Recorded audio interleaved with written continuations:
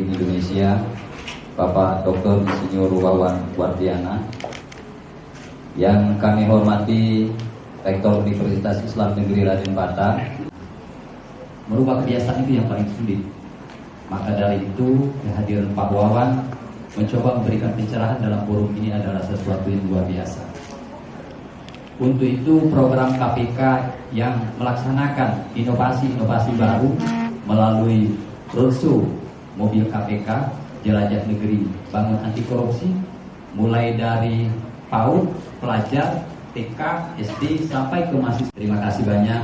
Mari kita dengarkan bersama nanti kuliah umum yang akan disampaikan oleh Pak Dr. Wawan dari Deputi KPK Republik Indonesia.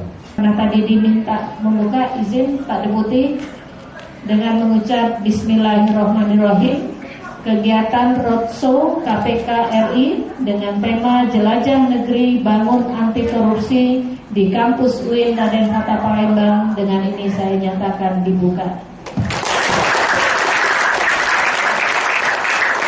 Kita ada palu ya.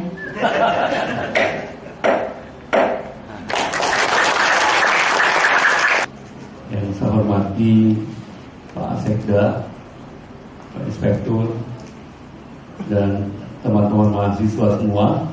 Dan gitu ya. Kemudian kalau di atas itu Selandia Baru yang bawah